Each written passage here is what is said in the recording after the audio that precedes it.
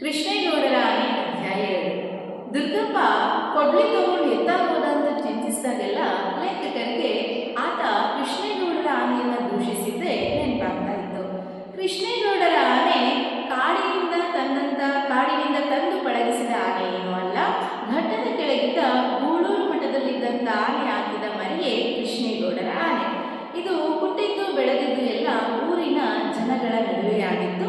ಹಾಗಾಗಿ ಅದಕ್ಕೆ ಕಾಡಿನ ಆನೆಗಳ ಬಗ್ಗೆ ಆಗಲಿ ಯಾವುದೇ ರೀತಿಯ ತಿಳುವಳಿಕೆಯೂ ಇರಲಿಲ್ಲ. ಅದು ಮೂಡಿಗೆರೆ ಪೇಟೆಗೆ ಎಷ್ಟೊಂದು ಹೊಕ್ಕೊಂಡಿತ್ತು ಅಂತಂದರೆ ಯಾವ ಲಂಬು ಲಗಾಮಿಲ್ಲದೆ ದನ ಕರುಗಳ ರೀತಿ ಓಡಾಡಿಕೊಂಡಿತ್ತು. ಸ್ಕೂಲ್ ಮಕ್ಕಳು ಅವರ ಹತ್ರ ಹೋಗೋಕ್ಕೆ ಸ್ವಲ್ಪ ಎದುರುತ್ತಿದ್ದಾರು ದೂರದಿಂದಲೇ ಗೌರಿ ಅಂದರೆ ಸಾಕು ಸೊಂಟೆಲೆತ್ತಿ ಸಲಾಮ್ ಮಾಡ್ತಾ ಇತ್ತು. ದಾರಿ ಬದಿಯ ಪೆಟ್ಟಿಗೆ ಅಂಗಡಿಯವರ ಹಣ್ಣುಗಳು, ಕಚ್ಚಾದ ಬಾಳೆಗೊನೆಗಳು, ದಿಂಡುಗಳು, ಸಿಪ್ಪೆಗಳು, ಜಜ್ಜಿದ ಹಾಳಾದ ಹಣ್ಣುಗಳನ್ನು ಅದಕ್ಕೆ ಕೊಡಲಿಟ್ಟಿರ್ತಾ ಇದ್ರು. ಆನೆ ಕಾಯಮ್ಮಾಗಿ ಎಲ್ಲ ಪೆಟ್ಟಿಗೆ ಅಂಗಡಿಗಳ ಬಳಿಗೂ ಹೋಗಿ ಅವನ್ನೆಲ್ಲ ಸೊಟ್ಟೆಯಲ್ಲಿ ತಗೊಂಡು ತಿಂತಾ ಇತ್ತು. ಮಠದ ಜಗದ್ಗುರುಗಳನ್ನು ಜನರು ಅಡ್ಡಪಲ್ಲಕ್ಕಿಯಲ್ಲಿ ತಮ್ಮ ಹೆಗಲ ಮೇಲೆ ಹೊರತೊಡಗಿದ್ದರಿಂದ ಆನೆಗೆ ಜಗದ್ಗುರುಗಳನ್ನು ಹೊರುವ ಕೆಲಸ ತಪ್ಪಿ ಹೋಗಿತ್ತು. ಹೀಗಾಗಿ ನಿರುಪಯುಕ್ತವೆನಿಸಿದಂಥ ಈ ಆನೆಯನ್ನ ಅದಕ್ಕಿಂತ ಮುಖ್ಯವಾಗಿ ಅದರ ಮಾವುತನನ್ನ ಹೊರಹಾಕಿ ಕೈ ತೊಳ್ಕೋಬೇಕು ಅಂತ ಯೋಚನೆ ಮಾಡ್ತಾ ಇದ್ರು ಮಠದವರು. ಆದರೆ ಮಾವುತ ವೇಲಾಯುಧನನ್ನ ಸಾಕುವುದು ಆನೆಯನ್ನ ಸಾಕುವುದಕ್ಕಿಂತ ಹೆಚ್ಚು ತ್ರಾಸದಾಯಕವಾಗಿತ್ತು. ಯಾಕೆ ಅಂತಂದ್ರೆ ಮಾವುತ ವೇಲಾಯುಧ ದಿನದ 24 ಗಂಟೆಯೂ ಕುಡಿದೇ ಇಡ್ತಾ ಇದ್ದ, ಮಠದ ಸಾತ್ವಿಕ ವಾತಾವರಣಕ್ಕೆ ಧಕ್ಕೆ ತರ್ತಾ ಇದ್ದ. ಹಾಗಾಗಿ ಅವನ ದುರ್ನಡತೆಗೆ ರೋಸಿ ಹೋಗಿದ್ದಂಥ ಮಠದವರು ಆನೆಯ ಮಾವುತನಾದಂತಹ ವೇಲಾಯುಧನನ್ನ ಮಠದಿಂದ ಹೊರಗಾಕಿದ್ರು. ಯಾವಾಗ ಮಾವುತನನ್ನ ಹೊರಗಾಕಿದ್ರು ಆನೆ ಊಟವನ್ನೇ ವರ್ಜಿಸಿತ್ತು. ಕೊನೆಗೆ ಆನೆಯ ಸಲುವಾಗಿ ಕೇರಳದವರೆಗೆ ಹೋಗಿ ವೇಲಾಯುಧನ ಹುಡುಕಿ ಕರ್ಕೊಂಡು ಬಂದ್ರು. ಆನೆ ಇರುವವರೆಗೆ ತನ್ನ ಅನಿವಾರ್ಯತೆಯನ್ನು ಅರಿತಂತ ವೇಲಾಯುಧ ಮಠಕ್ಕೆ ಇನ್ನಷ್ಟು ಕಿರುಕುಳವನ್ನು ಕೊಡೋದಕ್ಕೆ ಪ್ರಾರಂಭಿಸಿದ. ಈ ಎಲ್ಲ ಕಥೆಯು ಆನೆ ಮೂಡಿಗೆರೆ ಬರೋದಕ್ಕಿಂತ ಮುಂಚೆ ನಡೆದದ್ದು. ಚಾರ್ಮುಡಿ ಹತ್ರ ಇದ್ದಂಥ ದಟ್ಟ ಕಾಡನ್ನ ಸರ್ಕಾರ ವಿಂಕೋ ಕಂಪನಿಗೆ ಬೆಂಕಿ ಕಡ್ಡಿ ಮರಗಳನ್ನು ಕಡಿಯೋದಕ್ಕೆ ಅನುಮತಿಯನ್ನು ಕೊಟ್ಟಿತ್ತು. ವಿಂಕೋ ಕಂಪನಿಯವರು ಆ ಬೆಟ್ಟದ ಕೆಳಗಿದ್ದಂಥ ಅಂದರೆ ಪಾತಾಳದಂಥ ಮರಗಳನ್ನ ರಸ್ತೆಗೆ ತರೋದಕ್ಕೆ ಕೇರಳದಿಂದ ಆನೆಯನ್ನು ತರಬೇಕು ಅಂತ ಯೋಚನೆ ಮಾಡ್ತಾ ಇರಬೇಕಾದ್ರೆ ಈ ವಿಷಯ ಕೃಷ್ಣೇಗೌಡನಿಗೆ ಗೊತ್ತಾಗುತ್ತೆ. ಕೃಷ್ಣೇಗೌಡ ದೂರದ ಗೂಳೂರು ಮಠದಲ್ಲಿದ್ದಂಥ ಈ ಹೆಣ್ಣಾನೆಯನ್ನ ಕೊಂಡು ಮೂಡಿಗೆರೆಗೆ ತಂದದ್ದು ಆಗ್ಲೇ ಆಗಿರುತ್ತೆ. ಆನೆಯೊಡನೆ ಆನೆಯ ಮಾವುತ ವೇಲಾಯುಧನನ್ನು ಸಂಸಾರ ಸಮೇತವಾಗಿ ಮೂಡಿಗೆರೆಗೆ ಕರೆತರ್ತಾನೆ ಕೃಷ್ಣೇಗೌಡ. ಆ ಆನೆಗೆ ಭಾರಿ ಹಣ ಕೊಟ್ಟು ತಂದೆ ಅಂತ ಎಲ್ಲರ ಹತ್ರ ಬಡಾಯಿ ಕೊಚ್ಕೊಳ್ತಾ ಇದ್ದಾನೆ ಕೃಷ್ಣೇಗೌಡ. ಆದರೆ ಆ ಆನೆಗೆ ಕೊಟ್ಟು ತಂದಂಥ ಹಣ ಆನೆ ಬಾಲಕ್ಕೂ ಕೂಡ ಸಾಲದು. ಮಠದವರು ಮೊದಲೇ ಆನೆಯನ್ನು ಅದರಲ್ಲೂ ಅದರ ವೇಲಾಯುಧನನ್ನ ಅಂದರೆ ಮಾವುತ ವೇಲಾಯುಧನನ್ನ ಸಾಗಾಕಕ್ಕೆ ಹವಣಿಸ್ತಾ ಇದ್ರು. ಹಾಗಾಗಿ ಕೃಷ್ಣೇಗೌಡ ಆ ಮಠದಲ್ಲಿ ವೇಲಾಯುಧ ಮಾಡಿದಂತಹ 4,500 ರೂಪಾಯಿ ಸಾಲವನ್ನು ತೀರಿಸಿ ಆನೆಯನ್ನ ಮೂಡಿಗೆರೆಗೆ ಕರ್ಕೊಂಡು ಬಂದಿದ್ದ. ಎಲ್ಲ ದಿನದ ವ್ಯವಹಾರದಲ್ಲಿ ಸೋತೋಗಿದ್ದಂಥ ಕೃಷ್ಣೇಗೌಡ ಆನೆಯನ್ನ ಮೂಡಿಗೆರೆಗೆ ಕರ್ಕೊಂಡು ಬಂದ್ಮೇಲೆ ಜನ ಎಲ್ಲ ಅವನನ್ನ ಹೀಯಾಡ್ಸಕ್ಕೆ ಶುರು ಮಾಡಿದ್ರು. ಏನಪ್ಪ ಅಂತಂದ್ರೆ ಆನೆಯನ್ನ ಸಾಕೋದು ಅಂತಂದ್ರೆ ಎಲೆಕ್ಷನ್ಗೆ ನಿಂತ ಹಾಗೆ ಮನೆ ಮಠ ಸಂಪೂರ್ಣವಾಗಿ ಹಾಳು ಮಾಡಿಕೊಂಡು ಹೆಂಡತಿ ಮಕ್ಕಳ ಬಾಯಿಗೆ ಮಣ್ಣು ಹಾಕುವ ಕ್ಷಿಪ್ರ ಮಾರ್ಗ ಇದು ಅಂತ ದೃಢವಾಗಿ ಜನ ಎಲ್ಲ ನಂಬಿದ್ರು. ಆದರೆ ಅಲ್ಲಾಗಿದ್ದೇ ಅದರ ತದ್ವಿರುದ್ಧ. ಮಠದಲ್ಲಿ ಬರೀ ಒಣಹುಲ್ಲು ಮೊಸರನ್ನ ತಿಂದು ಸೊರಗಿದ್ದಂಥ ಆನೆಯನ್ನ ಕೃಷ್ಣೇಗೌಡ ಬೈನೆ ಸೊಪ್ಪು, ಹಸಿ ಹುಲ್ಲು, ಹಿಂಡಿ, ಬೆಲ್ಲ, ಗೆಣಸು ಎಲ್ಲ ಕೊಟ್ಟು ಪಗಡದಸ್ತಾಗಿ ಬೆಳೆಸಿದ್ದ.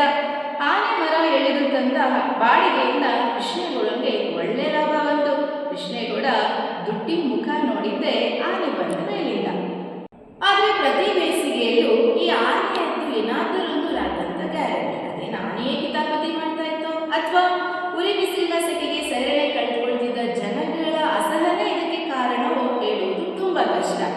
ಒಂದು ಬೇಸಿಗೆಯಲ್ಲಿ ಆನೆ ಒಮ್ಮೆ ರೆಹಮಾನ್ ಸಾಹೇಬಿಯ ಪೆಟ್ಟಿಗೆ ಅಂಗಡಿಯನ್ನ ಬೀಳಿಸ್ತು ಅಂತ ಗಲಾಟೆ ಆಗ್ತಾ ಇತ್ತು.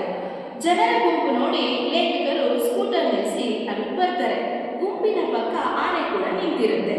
ಜನ ರೆಹಮಾನ್ ಪುಕಾರಗಳನ್ನ ಆಲಿಸ್ತಾ ಇರ್ತಾರೆ. ಬಾಳೆಹಣ್ಣು ಕೊಡ್ಲಿಲ್ಲ ಅಂತ ಹೇಳಿ ಪೆಟ್ಟಿಗೆ ಅಂಗಡಿಯನ್ನ ದೂಡಿ ಬೀಳಿಸಿತ್ತು ಅಂತ ಹೇಳಿ ರೆಹಮಾನ್ ಸಾಹೇಬ್ ಜನರನ್ನೆಲ್ಲ ಹೇಳ್ತಾ ಇರ್ತಾರೆ. ಇದಕ್ಕೆಲ್ಲ ಕೃಷ್ಣೇಗೌಡರ ಆನೆ ಇರೋದ್ರಿಂದ ಕೃಷ್ಣೇಗೌಡ್ರೆ ನಷ್ಟ ಕಟ್ಕೊಡ್ಬೇಕು ಅಂತ ದೊಡ್ಡ ಗಂಟಲಲ್ಲಿ ಕಿರ್ಚ್ತಾ ಇರ್ತಾನೆ ರೆಹಮಾನ್. ಹೊಡೆದೋಗಿದಂತ ಸೊಡಲಿ ಬಾಟ್ಲಿಗಳು, ಚೆಲ್ಲಾಪಿಲ್ಲಿಯಾಗಿ ಬಿದ್ದಿದ್ದಂತ ಬೀಡಿ, ಬೆಂಕಿ ಪೊಟ್ಟಣದ ಪೆಪ್ಪರ್ಮೆಂಟ್ಗಳು ನೆರೆದವರಿಗೆ ಅವನು ತೋರಿಸ್ತಾ ಇದ್ದ. ಕೆಲವರು ಆನೆಯನ್ನ ದೂಷಿಸುವುದು ತಪ್ಪೆಂದು ಹುಡುಗ ವೇಲಾಯುಧನ ಅವಜ್ಞೆ ಇದಕ್ಕೆ ಕಾರಣ ಅಂತ ಹೇಳಿ ವೇಲಾಯುಧನನ್ನ ಹುಡುಕಾಡ್ತಾ ಇದ್ದ. ಕೊಂಚ ಹೊತ್ತು ಮಾತುಕತೆ ಆಗೋದ್ರೊಳಗೆ ವೇಲಾಯುಧ ಬಂದ. ಅಪರಾಧಿ ಮೊರೆ ಹಾಕೊಂಡು ನಿಂತಿದ್ದ ಆನೆಗೆ ಏನೇನೋ ಮಲಯಾಳಿ ಭಾಷೆಯಲ್ಲಿ ಬೈತಾ ಇದ್ದ. ಆನೆ ಏನು ಪ್ರತಿಕ್ರಿಯೆ ತೋರದೆ ಕಿವಿ ಬೀಸುತ್ತಾ ಸೊಂಡಿಲಾಡಿಸುತ್ತಾ ಅತ್ತಿತ್ತ ನೋಡ್ಕೊಂಡು ನಿಂತಿತ್ತು. ವೇಲಾಯುಧ ರೆಹಮಾನ್ ಕಡೆ ತಿರುಗಿ, ಆನೆ ಬಾಳೆಹಣ್ಣಿಗಾಗಿ ನಿನ್ನ ಅಂಗಿಯನ್ನ ಬೀಳಿಸ್ತು ಅಂತ ಹೇಳ್ತೀಯಲ್ಲ, ನೋಡು ಎಷ್ಟೊಂದು ಬಾಳೆಹಣ್ಣುಗಳು ಚೆಲ್ಲಾಪಿಲ್ಲಿಯಾಗಿ ಬಿದ್ದಿದೆಯಲ್ಲ, ಆನೆ ಏನಾದ್ರೂ ಒಂದನಾದ್ರೂ ಮುಟ್ಟಿದ್ಯಾ ನೋಡು, ಅಷ್ಟಕ್ಕೂ ದಿನ ಬಾಳೆಹಣ್ಣು ಕುಟ್ಟು ಕುಟ್ಟು ಆನೆ ರೂಢಿ ಮಾಡಿದ್ಯಾರು, ನಾನು ನೀನು ಎಂದು ಕೂಗ್ದ. ಅದೆಲ್ಲದರಲ್ಲೂ ಕೊಂಚ ಆನೆ ಪರವಾಗಿ ಸಹಾನುಭೂತಿ ಇದ್ದವರಂತೆ ಕಾಣಿಸ್ತಾ ಇತ್ತು. ವೇಲಾಯುಧ ಬಂದ ನಂತರ ಜಗಳ ಬಗೆಹರಿಯುವಂತೆ ಕಾಣಲಿಲ್ಲ. ರೆಹಮಾನ್ ಬೇಕಾದ್ರೆ ಇವಳನ್ನೇ ಕೇಳಿ, ಆನೆಗೆ ನಾನೇ ಮಾಡಿದೆ ಅಂತ ಎಂದು ಅಲ್ಲೇ ನಿಂತಿದ್ದ ಜುಬೇದಾಳ ಕಡೆಗೆ ಕೈ ತೋರಿಸಿ ಹೇಳ್ದ. ಜುಬೇದ ಲೇಖಕರ ತೋಟಕ್ಕೆ ಆಗಾಗ್ಗೆ ಕೆಲಸಕ್ಕೆ ಹೋಗ್ತಾ ಇದ್ದರಿಂದ ಲೇಖಕರಿಗೂ ಸ್ವಲ್ಪ ಆಕೆ ಪರಿಚಯ ಇತ್ತು. ಲೇಖಕರು ಕೇಳಿದ್ರು, ಏನಮ್ಮ ಏನ್ ನಡೀತು ಹೇಳಮ್ಮ ಅಂತ ಹೇಳಿ ಲೇಖಕರು ಜುಬೇದಾಳನ್ನ ಕೇಳಿದ್ರು. ದುರದೃಷ್ಟವಶಾತ್ ಅವಳು ರೆಹಮಾನ್ಯ ನಿರೀಕ್ಷೆಗೆ ವ್ಯತಿರಿಕ್ತವಾಗಿ ರೆಹಮಾನ್ 2 ಮಾತು ಆನೆಗೆ ಅನ್ಬಾರ್ದನ್ನ ಅಂದ್ಬಿಟ್ಟ ಅಂದ್ಲು. ಏನಂದ ಅವನು ಎಂದು ನಾನು ಎಷ್ಟು ಕೇಳಿದ್ರು ಅನ್ಬಾರ್ದನ್ನ ಈಗ ನಾನ್ಯಾಕೆ ಅಂದ್ಲಿ ಅಂತೇಳಿ ಜುಬೇದ ಏನು ಹೇಳಿಲ್ಲ. ಆನೆ ಮರ್ಮಕ್ಕೆ ತಾಗುವಂತ ಬೈಗಳು ಅದೇನಿರಬಹುದು ಅಂತ ಕುತೂಹಲದಿಂದ ಲೇಖಕರು ರೆಹಮಾನನ್ನ ಕೇಳಿದ್ರು. ಅದೇನನ್ನಂದೆ ಹೇಳು ರೆಹಮಾನ್ ಅಂತ. ರೆಹಮಾನ್ ತಾನೇನನ್ನು ಒಂದೇ ಇಲ್ಲ ಅಂತ ಪ್ರತಿಭಟಿಸ್ತಾ ಜುಬೇದಳ ಮೇಲೆ ಜಗಳಕ್ಕೆ ಹೋದ. ಜನರೆಲ್ಲ ಆನೆಗೂ ಮಾನ ಮರ್ಯಾದೆ ಇರುತ್ತೆ ತಿಳ್ಕೊ ಅಂತ ರೆಹಮಾನ್ಗೆ ಉಗಿದು ಆನೆಗೂ ಒಂದು ವ್ಯಕ್ತಿತ್ವವನ್ನ ಆರೋಪಿಸಿದರು. ಇದು ಮೊದಲನೇ ಬೇಸಿಗೆ ನಡೆದಂತ ಘಟನೆ. ಎರಡನೇ ಬೇಸಿಗೆಯಲ್ಲಿ ಇನ್ನೊಂದು ರಾಧಾಂತ ನಡೆಯುತ್ತೆ. ಆ ರಾಧಾಂತ ಕಾಡಿನಿಂದ 4 ಕಾಡಾನೆಗಳು ಲೇಖಕರ ತೋಟಕ್ಕೆ ಬಂದಾಗ ನಡೆದದ್ದು. ಲೇಖಕರ ತೋಟಕ್ಕೆ 4 ಕಾಡಾನೆಗಳು ಬರುವ ತನಕ ಕಾಡಾನೆಗಳ ಹಾವಳಿ ಹೇಗಿರುತ್ತೆ ಅನ್ನೋದು ಲೇಖಕರಿಗೆ ಕೂಡ ಪರಿಚಯ ಇರಲಿಲ್ಲ. ಮನೆಗಳಿಗೆ ಹಾಕಿದ್ದ ಪೈಪ್ನಲ್ಲಿ ನೀರು ಬರುವುದು ನಿಂತೋಗಿತ್ತು. ಮನೆಯ ಪಕ್ಕದ ಗುಡ್ಡದ ಮೇಲೆ ಹೊರತೆಗೆ ನೇರ ಪೈಪ್ ಹಾಕಿ ನೀರು ಬರುವಂತೆ ಮಾಡಿಕೊಂಡಿದ್ರು. ಪೈಪಿನೊಳಗೆ ಆಗೀಗ ಕಪ್ಪೆಗಳು, ನೀರಾವುಗಳು ನುಗ್ಗಿ ಸಿಕ್ಕಾಕೊಂಡು ನೀರು ಬರಲು ಅಡಚಣೆ ಆಗ್ತಾ ಇತ್ತು. ಹಾಗೆ ಆಗಿರ್ಬೋದು ಅಂತ ತಿಳ್ಕೊಂಡು ಪೈಪಿನ ಉದ್ದಕ್ಕೂ ನೋಡ್ಕೊಂಡು ಹೋಗ್ತಾರೆ. ಕೊಂಚ ದೂರದೊಳಗೆ ಹೋದಾಗ ಪೈಪಿಡಲು ಮಾಡಿದ್ದ ದಾರಿಯೆಲ್ಲ ಗುಂಡಿ ಬಿದ್ದು ಪೈಪ್ಗಳು ಪುಟ್ಪುಡಿಯಾಗಿ ಗುಂಡಿಯೊಳಗೆ ಮುದುಗಿ ಹೋಗಿದ್ದು ಕಾಣಿಸ್ತು. ಗುಂಡಿಯೊಳಗೆಲ್ಲ ನೀರು ತುಂಬಿಕೊಂಡಿತ್ತು. ದೇವದ ನೆಲದಲ್ಲಿ ಆನೆಗಳು ಹೆಜ್ಜೆ ಇಟ್ಟರೆ ಗೊತ್ತಲ್ಲ, ಸಣ್ಣ ಸಣ್ಣ ಬಾವಿಗಳೇ ನಿರ್ಮಾಣ ಆಗ್ತವೆ. ಪೈಪುಗಳು ಪುಡಿಪುಡಿಯಾಗಿ ಪಾತಾಳವರೆಗೆ ಮುಗಿದು ಹೋಗಿದ್ದರಿಂದ ನನಗೆ ಅಂದಾಜೇ ಇರಲಿಲ್ಲ ಇದು ಆನೆ ಕಾಟ ಅಂತ. ಎಲ್ಲರೂ ಆನೆ ಕಾಟ ಎಂದು ಕೂಗಾಡೋವರೆಗೆ ನನ್ನ ಪೈಪಿಗೆ ಯಾರು ಈ ರೀತಿ ಜಖಂ ಮಾಡಿದ್ದು ಅಂತ ಲೇಖಕರು ಯೋಚನೆ ಮಾಡ್ತಾನೆ ಇದ್ರು. ಆ ಆನೆಗಳಿಂದ ಜನಕ್ಕೆ ಅದೇನು ತೊಂದರೆ ಆಗ್ತಿತ್ತೋ ಅವ್ರಿಗಂತೂ ಸರಿಯಾಗಿ ಗೊತ್ತಿಲ್ಲ. ಅವ್ರ ತೋಟದಲ್ಲಿ ಹಲವು ಕಡೆ ಬೇಲಿ ಹಾಳಾಗಿತ್ತು, ಈ ಪೈಪ್ಗಳು ತುಂಡಾಗಿ ಅಲ್ಲಲ್ಲಿ ಬಿದ್ದದ್ದು, ಅಷ್ಟು ಬಿಟ್ಟರೆ ಇನ್ನೇನು ಸಮಸ್ಯೆ ಆಗಿರಲಿಲ್ಲ. ಆದರೂ ಆಗೀಗ ಹಳೆ ಕೊಪ್ಪದ ಬಳಿ ಯಾರೋ ಸೈಕಲ್ನವನ್ನ ಓಡಿಸಿದ್ವಂತೆ, ಬಿದ್ರಳ್ಳಿ ಬರೀ ಕಾಫಿ ತೋಟದ ಹತ್ರ ಕೆಲಸ ಮಾಡ್ತಿದ್ದವರು ನುಗ್ಗಿ ಎದುರಿಸುವಂತೆ, ಹಾಗೆ ಹೀಗೆ ಅಂತ ಕೆಲವೊಂದು ವರ್ತಮಾನಗಳು ಬರ್ತಾ ಇತ್ತು ಅಷ್ಟೇ. ಮೂಡಿಗೆರೆಗೆ ಲೇಖಕರ ಗೆಳೆಯ ಎಕಾಲಜಿಸ್ಟ್ ಪ್ರಕಾಶ್ ಬರುವವರೆಗೆ ಕಾಡಾನೆಗಳ ಕಾಟದ ಬಗ್ಗೆ ಗೊಣಗಾಡುವ ಹಂತದಲ್ಲೇ ಜನರ ಪ್ರತಿಕ್ರಿಯೆ ಇತ್ತು. ಪ್ರಕಾಶ್ ಬಂದಿದ್ದು ಅಪ್ಪರ್ ಭದ್ರಾ ಅಣೆಕಟ್ಟಿನಿಂದ ಮುಳುಗಡೆಯಾದಂತ ಕಾಡನ್ನ ಸರ್ವೆ ಮಾಡೋದಕ್ಕೆ ಅಂತ. ಮೂಡಿಗೆರೆಗೆ ಬಂದಂತ ಪ್ರಕಾಶ್ ತನ್ನ ಭಾಷಣದ ಮಧ್ಯೆ ಕಾಡಾನೆಗಳು ಊರಿನೆಡೆಗೆ ಬಂದು ಜನರ ಬಯಲು ಫಸಲಿಗೆ ಹಾಳು ಮಾಡ್ತಾ ಇರೋದಕ್ಕೆ ಕಾರಣ ಅರಣ್ಯ ಇಲಾಖೆಯವರು ಕಾಡಿನ ಮರಗಳನ್ನು ತೆಗೆದು ನೀಲಗಿರಿ, ಅಕೇಶಿಯಾ ಮುಂತಾದ ಆನೆಗಳಿಗೆ ನಿರುಪಯುಕ್ತವಾದ ಮರಗಳನ್ನು ನೆಡ್ತಾ ಇರೋದು ಅಂತ ಹೇಳಿಬಿಟ್ಟ. ಪ್ರಕಾಶ್ ಭಾಷಣದ ಮಧ್ಯೆ ಕ್ವಚಿತ್ತಾಗಿ ಪ್ರಸ್ತಾಪಿಸಿದ ಈ ವಿಷಯ ದೊಡ್ಡ ತರಲಿಗೆ ಕಾರಣ ಆಯಿತು. ಗಂಧ ಸಾಗಾಣಿಕೆ ಪ್ರತಿಬಂಧಿಸುತ್ತಾ, ಮರಗಳನ್ನು ಸಾಗಿಸಲು ಪರ್ಮಿಟ್ಗೆ ಸತಾಯಿಸುತ್ತಾ, ಶಿಕಾರಿಗೆ ಅಡ್ಡಿ ಮಾಡುತ್ತಿದ್ದ ಹಲವು 18 ರೀತಿಗಳಿಂದ ಜನಗಳ ಸಿಟ್ಟಿಗೆ ಕಾರಣವಾಗಿದ್ದ ಅರಣ್ಯ ಇಲಾಖೆಯವರ ಮೇಲೆ ಎಲ್ಲ ಸಿಟ್ಟಿಗೆದ್ರು. ರೈತ ಸಂಘದ ಚಳವಳಿಗಳಿಗೆ ಈ ಕದೀಮರೆಲ್ಲ ಸೇರಿಕೊಂಡು ಅರಣ್ಯ ಇಲಾಖೆಯವರ ನೀಲಗಿರಿ ನರ್ಸರಿಯನ್ನ ಹಾಳು ಮಾಡಿ ಕಚೇರಿ ಮುಂದೆ ಕರಿಬಾವುಟ ಹಿಡಿದು ಧರಣಿ ಕುಳಿತು. ಅರಣ್ಯ ಇಲಾಖೆ ಜಾತಿಯ ಫಾರೆಸ್ಟರ್ ನಾಗರಾಜ ಕೃಷ್ಣೇಗೌಡನ ಹೆಣ್ಣಾನೆ ದೆಸೆಯಿಂದನೇ ಕಾಡಾನೆಗಳು ಊರಿಗೆ ಬರ್ತಾ ಇದೆ ಎಂದು ವಿನಾಕಾರಣ ಕೃಷ್ಣೇಗೌಡನ ಆನೆಯ ಮೇಲೆ ದೂರು ಹಾಕ್ತ. ಆದ್ರೆ ಜನ ನಾಗರಾಜನ ವಾದಕ್ಕೆ ಸೊಪ್ಪು ಹಾಕದೆ ಅರಣ್ಯ ಇಲಾಖೆಯ ವಿರುದ್ಧ ಗಲಾಟೆ ಮುಂದುವರಿಸಿದ್ರು. ಭದ್ರಾ ಅರಣ್ಯದಲ್ಲಿ ಪ್ರಕಾಶ್ನ ಜೊತೆ ಲೇಖಕರು ತಿರುಗಾಡ್ತಾ ಇರ್ಬೇಕಾದ್ರೆ ಮೂಡಿಗೆರೆಯ ಕಾಡಪ್ಪ ಶೆಟ್ಟರು ಹೊಸದೊಂದು ವರ್ತಮಾನವನ್ನ ಮುಟ್ಟಿಸಿದ್ರು. ಅವರು ವೇಲಾಯುಧನ ಜೊತೆ ಜೀಪಿನ ಮೇಲೆ ಕಾಡೊಳಗಿನ ದಾರಿಯಲ್ಲಿ ನಮಗೆ ಅಂದ್ರೆ ಲೇಖಕರಿಗೆ ಸಿಗ್ತಾರೆ. ಕೃಷ್ಣೇಗೌಡರ ಆನೆಯ ಮೇಲೆ ಅಯ್ಯಪ್ಪ ಸ್ವಾಮಿ ಫೋಟೋ ಇಟ್ಟು ಮೆರವಣಿಗೆ ಮಾಡ್ತಾ ಇರ್ಬೇಕಾದ್ರೆ ಇದ್ಕಿದಲ್ಲಿ ತಲಕೆಟ್ಟು ಅಂಬಾರಿ ಹೊತ್ಕೊಂಡು ಕಾಡಿನೊಳಗಡೆ ಓಡೋಯ್ತು ಅಂತ ಹೇಳಿ ಕಾಡಪ್ಪ ಶೆಟ್ಟಿ ಲೇಖಕರಿಗೆ ವರ್ತಮಾನವನ್ನ ಮುಟ್ಟಿಸ್ತಾರೆ.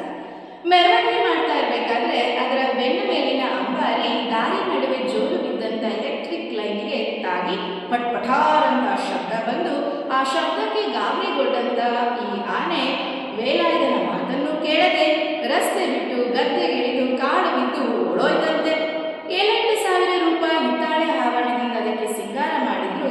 ಅದನ್ನೆಲ್ಲ ಕಾಡಪ್ಪ ಶೆಟ್ರು ಎಲ್ಲಿಂದಲೂ ಪಾಪ ಎರವಲು ತಂದಿದ್ರು, ಅಂದ್ರೆ ಬಾಡಿಗೆ ತಗೊಂಡು ಬಂದಿದ್ರು.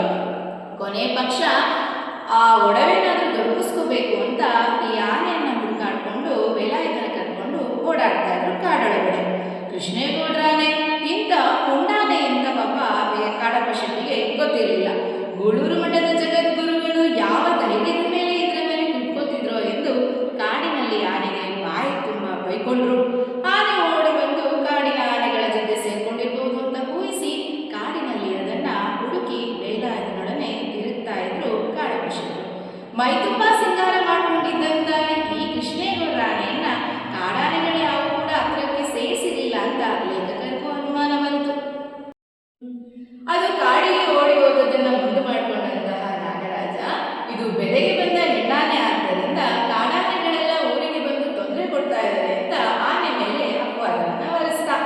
ಚಳವಳಿಗಾರರು ಆನೆಗೆ ಕರೆಂಟ್ ಶಾಕ್ ಹೊಡೆದಿದ್ದರಿಂದಲೇ ಅದು ಓಡೋಯ್ತು, ಅಂದ್ರೆ ಕಾಡಿನೊಳಗಡೆ ಓಡೋಗಿದೆ ಅಂತ ಹೇಳಿ ಅಷ್ಟೊಂದು ಕೆಳಗೆ ತಂತಿಯನ್ನ ಎಳೆದಿದ್ದ ಎಲೆಕ್ಟ್ರಿಕ್ ಡಿಪಾರ್ಟ್ಮೆಂಟ್ನವ್ರನ್ನ ಬಾಯಿಗೆ ಬಂದಂಗೆ ಬೈಕೊಂಡ್ರು.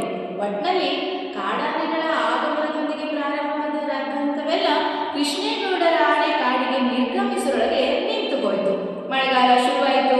ಜನಗಳಿಗೆ ಅವರ ಕೋಪ ಎಲ್ಲ ತಣ್ಣಗಾಯಿತು. ಅವರು ಗಲಾಟೆ ನಿಲ್ಲಿಸಿ ವ್ಯವಸಾಯದ ಕೆಲಸಕ್ಕೆ ತೊಡಕೊಂಡ್ರು. ಆನೆ ಇಲ್ಲದರಿಂದ ಕೆಲಸಕ್ಕೆ ವೇಲಾಯುಧ ಶಿವೇಗೌಡರ ಸ್ವಾಮಿಗೆ ಸೇರ್ಕೊಂಡ. ಜುಲೈನ ಜಡಿಮಳೆಯಲ್ಲಿ ಒಂದು ದಿನ ಕೃಷ್ಣೇಗೌಡರ ಆನೆ ಹೋದ ಹಾಗೆ ಮತ್ತೆ ಪ್ರತ್ಯಕ್ಷ. ಏನೂ ಆಗೇ ಇಲ್ಲ ಅನ್ನುವ ರೀತಿ ತನ್ನ ಲಾಯದಲ್ಲಿ ಬಂದು ನಿಂತಿತ್ತು. ತನ್ನ ಸೊಂಡಿಲನ್ನ ಆಡಿಸ್ತಾ ಕಿವಿಗಳನ್ನು ಅಲುಗಾಡಿಸ್ತಾ ಅತ್ತಿತ್ತ ನೋಡ್ಕೊಂಡು ನಿಂತಿತ್ತು. ಮೊದಲಿಗೆ ಆನೆ ಬಂದಿತ್ತಾದ್ರೂ ಕೂಡ ಯಾರಿಗೂ ಅದರ ಹತ್ರ ಹೋಗೋಕ್ಕೆ ಭಯ ಆಗ್ತಾ ಇತ್ತು. ಕಾರಣ ಒಮ್ಮೆ ಕಾಡಿಗೆ ಹೋಗಿ ಬಂದ ಮೇಲೆ ಅದರ ವ್ಯಕ್ತಿತ್ವದಲ್ಲಿ ಏನೋ ಪರಿವರ್ತನೆ ಆಗಿದೆ ಅಂತೇಳಿ ಎಲ್ಲರಿಗೂ ಅನ್ನಿಸ್ತಾ ಇತ್ತು. ಆದರೂ ಎಂದಿನಂತೆ ತನ್ನ ಎಲ್ಲ ಅಂಗಡಿಗಳ ಮುಂದೆ ಹೋಗಿ ಬಾಳೆಹಣ್ಣುಗಳನ್ನು ಬೇಡತೊಡಗಿದಾಗ ಜನರಿಗೆ ಸ್ವಲ್ಪ ಸಮಾಧಾನ. ಆದರೂ ತನ್ನದೇ ಆದ ವೈಯಕ್ತಿಕ ಆಸೆ ಆಕಾಂಕ್ಷೆಗಳಿರೋ ಪ್ರಾಣಿ ಅಂತ ಹೇಳಿ ಜನ ಮೊದಲಿನಷ್ಟು ಆನೆಗೆ ಸದ್ರವನ್ನು ಕೊಡಲಿಲ್ಲ. ಈ ವಿಡಿಯೋ ನಿಮಗೆ ಇಷ್ಟ ಆದರೆ ನಮ್ಮ ಯೂಟ್ಯೂಬ್ ಚಾನಲನ್ನು ಸಬ್ಸ್ಕ್ರೈಬ್ ಮಾಡಿ. ಧನ್ಯವಾದ.